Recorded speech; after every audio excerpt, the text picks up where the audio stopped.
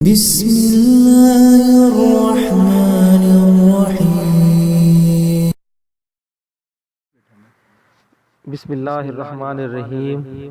السلام علیکم ورحمۃ اللہ وبرکاتہ۔ دعا کیسے قبول ہوگی؟ حضرت ابو ہریرہ رضی اللہ تعالی عنہ سے روایت ہے کہ نبی کریم صلی اللہ علیہ وآلہ وسلم نے فرمایا، جب تک آدمی کسی گناہ یا قطع رحمی کی دعا نہ مانگے یا قبولیت میں جلدی نہ کرے تو اس وقت تک بندہ کی دعا قبول کی جاتی رہتی ہے۔ اس پر سوال کیا گیا کہ اے اللہ کے رسول صلی اللہ علیہ وآلہ وسلم، جلدی کیا ہے؟ اس پر آپ صلی اللہ علیہ وسلم نے فرمایا، وہ کہتا ہے میں نے دعا مانگی تھی لیکن مجھے معلوم نہیں کہ میری دعا قبول ہوئی ہو، پھر وہ اس سے نا امید ہو کر دعا مانگنا چھوڑ دیتا ہے۔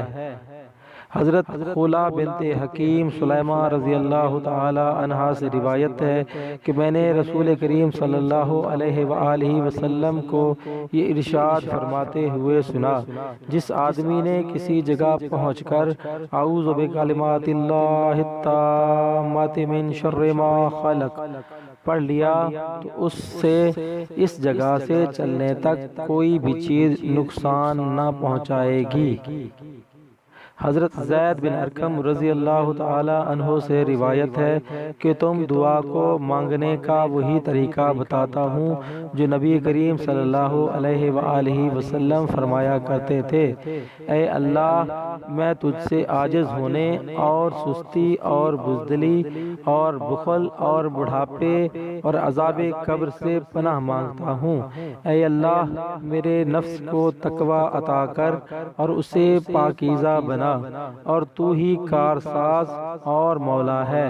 اے اللہ میں تجھ سے ایسے علم سے پناہ مانگتا ہوں جو نفع دینے والا نہ ہو، اور ایسے دل سے جو ڈرنے والا نہ ہو، اور ایسے نفس سے جو سیر ہونے والا نہ ہو، اور ایسی دعا سے جو قبول ہونے والی نہ ہو۔